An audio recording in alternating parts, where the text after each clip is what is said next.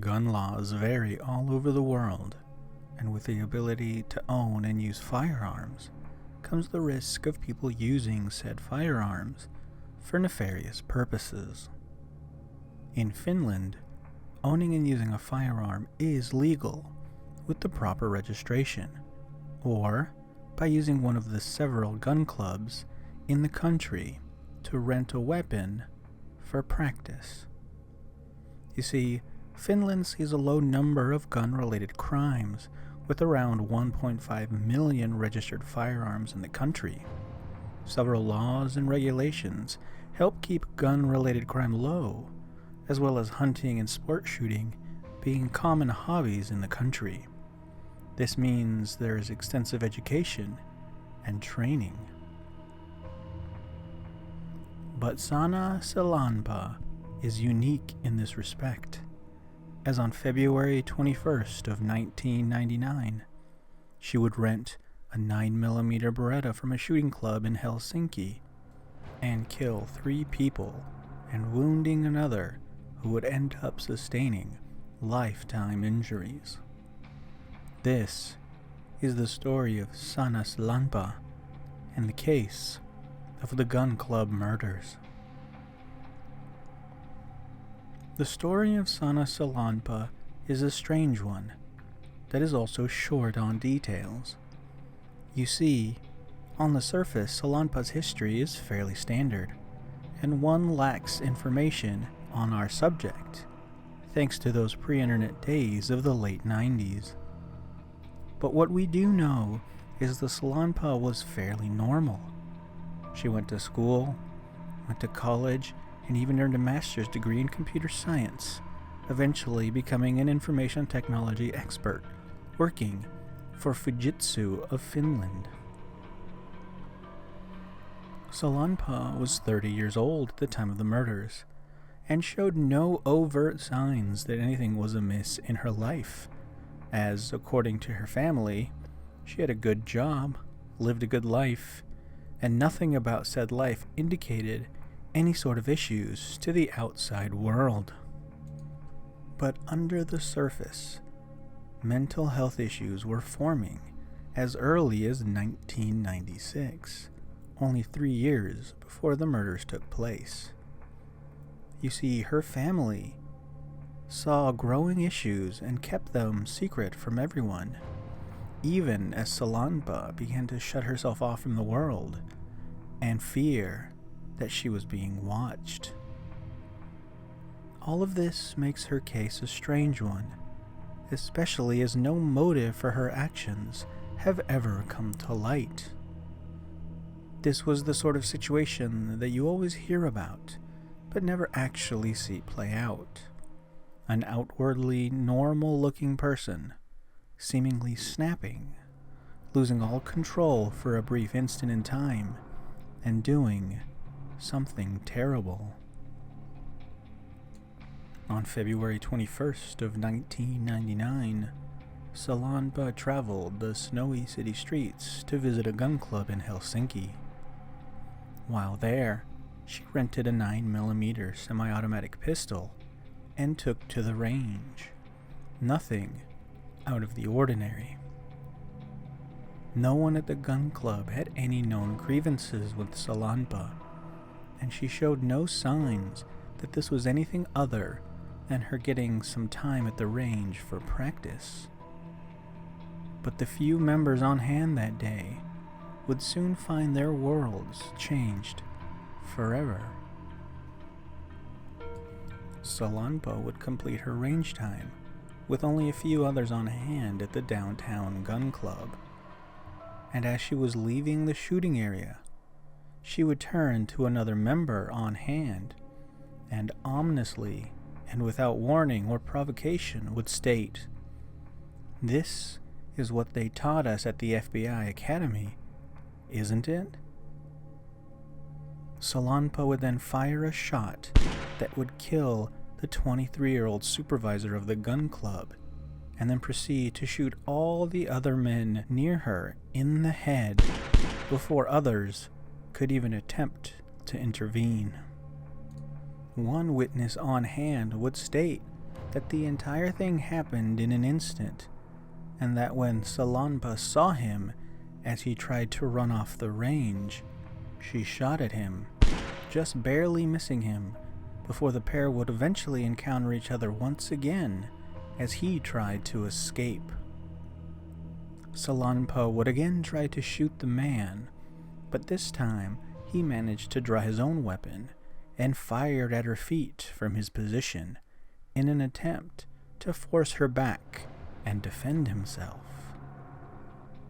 This move seemed to have worked, and Sillanpaa would retreat, giving the man an opening to exit the area and call emergency services for help.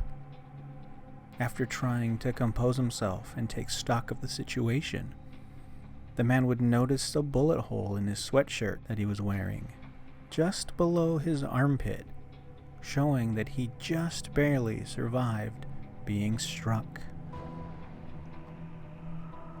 Police quickly arrived on the scene, but had no idea what to make of the situation. It is stated that when they received the call, they thought it might be related to gangs in the area over some turf wars that had recently sprung up, which involved the use of guns. Police quickly locked down the scene as news media descended onto the location. They quickly discovered the victims, which included the 23-year-old gun club supervisor, a 25-year-old car mechanic, and a 37-year-old driver, all shot in the head.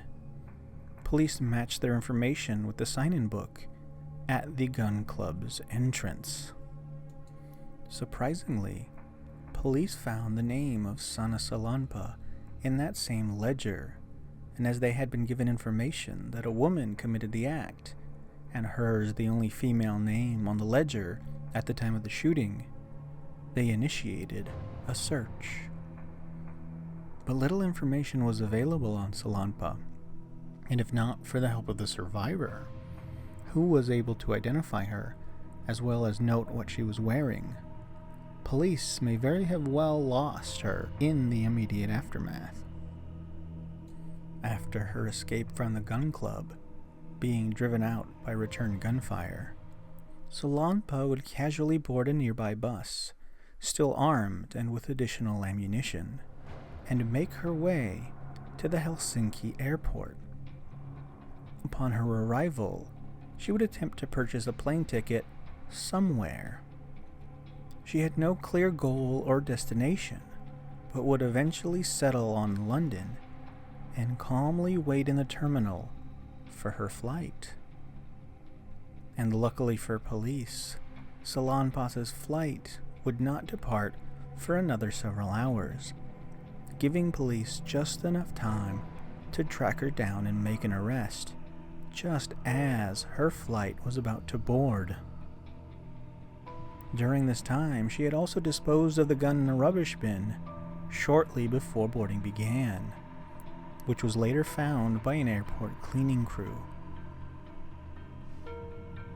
A trial, of course, would eventually commence, but like the murder, it was out of the ordinary. Sillanpaa would not speak at the trial or any of the hearings, and the state failed to find any motive for the murders. Because of the issues at hand, Sillanpaa would be sent for a mental health examination in June of 1999, where she was eventually diagnosed with paranoid schizophrenia. The prosecution would demand prison time for the murders, but the judge would eventually rule that she was to be without understanding and thus labeled legally insane. Sillanpaa would never speak to anyone after her arrest or trial, the only recorded words spoken by her being "not guilty" during her original arraignment. The only conversations came when police first picked her up from the airport. When police told her that she was being arrested for the murders, Sillanpaa would tell them to forward the information to the United States Embassy, but gave no reason as to why they should need said information. If you will recall, her only words before the shooting involved her mentioning FBI training, and Sillanpaa herself would tell police that her former husband was an agent with the organization, something later found to be completely false. It was clear that Sillanpaa was not in a normal state of mind, and the only connection to the United States that she had was a brief period there as an exchange student. But the prosecution would continue to push for prison time. Even after the initial trial, they would file an appeal, which would ultimately fail. For her part, Sanna Sillanpaa was charged with several counts of murder and attempted murder, but stuck to her innocence, perhaps thinking she acted in self-defense, maybe her mental condition playing tricks on her fragile mind. She would, though, eventually be sent to a mental hospital to carry out her sentence, of which she is still serving, not yet deemed ready to re-enter society.